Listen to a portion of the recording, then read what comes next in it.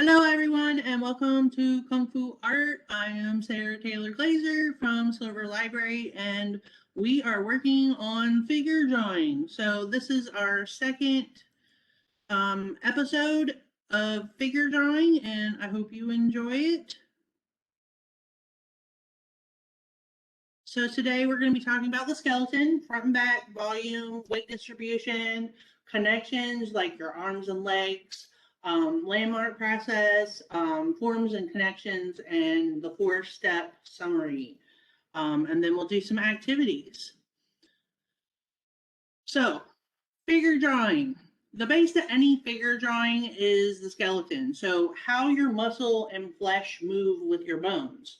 Once you establish the 3 masses of the head, rib cage, and pelvis, you're going to add the shoulders, arms, legs, and those connections in between, like the neck and the ankles and the knees. You're going to use gesture lines of C and S curves to describe the connections between the bone masses. So you can see here that you have the skeleton front and back. And then I drew like a sketch of the 3 major masses, right? But you don't see any arms here, but you can see I started making the connections between the shoulders, where the hips are, where the knees are, and the feet, okay? So we're going to talk about weight distribution, which is the pose. The process for establishing the pose is, number 1, draw the center of gravity.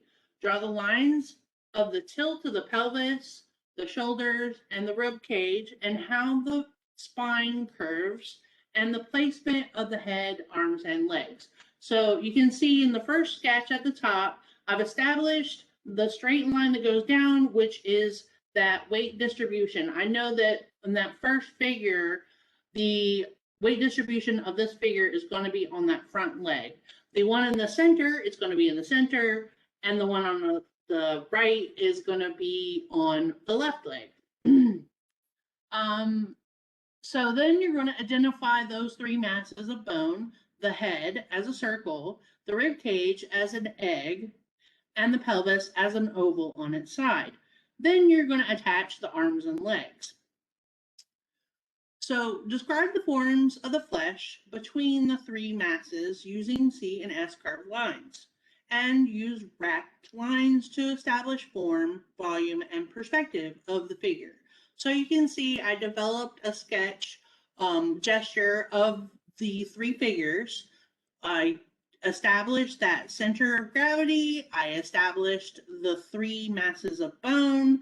Then I started describing the arms, legs, shoulders, where they're located, the knees, the feet. And then I continued for each figure. So, connections, arms and legs. Establishing the shapes and forms of the arms and legs. Imagine the bone beneath the skin and how they move to establish the gesture. At this stage, you're only drawing the impressions of the figure's forms. You're not necessarily worried about the anatomical underlying of the muscles. You're just trying to give that impression of the way it moves. So you can see in the 3 stages here of the sketch I had done before of the basic shapes and the skeleton, the way that the spine moved, the legs and knees. I started building into the connections of the elbows, the knees and whatnot, developing where the arms were located on the figures, how the shoulders looked. And really, I just imagined the bone beneath and how it was making the impression of the flesh, okay? Doing this is repetitive, but it will help you build that muscular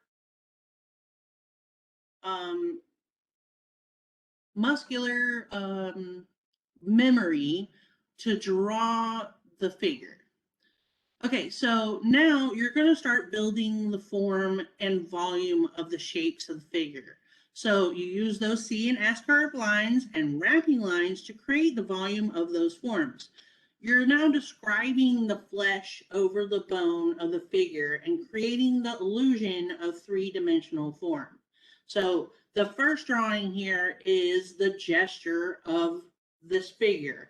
I've established the weight distribution. I've established the three major masses, where the spine's located, how it curves, the gesture of the arms and the legs.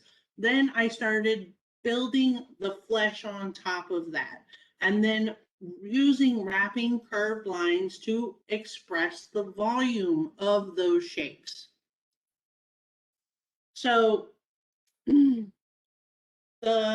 forms and connections, these are skeletal landmarks. So you need to use the C&F curved lines to define the connections between each bone form. You're identifying the connections of the neck, the shoulders, the waist, elbows, knees, wrists, and ankles. It's really great to use circles just to identify where those connections are made. And you can see I did it in the gesture as well as the final drawing there. So after you've completed the gesture of your figure, you're going to develop economy of line. Developing the structure of the skeleton, how the major sections work together, you should be able to start developing this economy of line. This is where you will use your eraser the most, identifying the best, most expressive lines that describe the gesture and the structure of the figure effectively. It's a good idea to use darker pencil or a heavier pressure when even a different medium, like a pen or a marker, to identify the preferred lines of the figure. Using vellum or tracing paper to identify these lines separately before marking or erasing anything on your original drawing. It's also a good way to develop your economy of lines skills, okay? So you can see here, I use vellum over top of the drawing so you could see both. I have my original sketch underneath there, and then I use the marker to identify those predominant lines that I really like. So you can see they're curved S lines, but they establish the gesture as well as the structure of the figure. So here's a 4-step summary. You're going to establish the gesture of the figure. Focus on the movement of the figure. Establish the pose of the figure. Identify the weight distribution and the three major masses. Establish the form and connections of the figure, the major masses, the arms, legs, and how they connect. Describing the volume of these forms with wrapping lines. Then develop that economy of line, or identifying the most effective lines that describe the gesture and the structure of the figure's form. So your assignment is to draw 3 figures, just like I did. And I want you to document the 4 stages of your drawing process for all 3 figures. So do all 3 in 4 stages and document it either with a photograph, or you can just lay your tracing paper on top of each other, that kind of thing. Okay, so use your imagination and document all 4 stages of your drawing process for all 3 figures. Okay, that's the end for today. I know that a lot of this information is repetitive, but really when you're doing this process, you have to do it over and over again to practice your Kung Fu, right? Practice your Kung Fu to build your muscle memory of how to draw the figure. And then make your figures look active and engaging instead of static and only about the form of the musculature and structure of the figure. You want them to be active. So have fun with the assignment, and I look forward to seeing you guys again. You can contact me at sarahtaylorlaser@norfolk.gov if you want to sign up for the live virtual class where we'll do practice stuff together so that we can work out our issues. Or if you just have questions, email me. We can set up a separate meeting if you would like. Visit www.sloverlibrary.com for more awesome programs like this, and view this lesson and others on Facebook at Slover.Library Kung Fu Art or at sloverlibrary.com under the Learn tab. Thanks a lot, and you guys have a great day.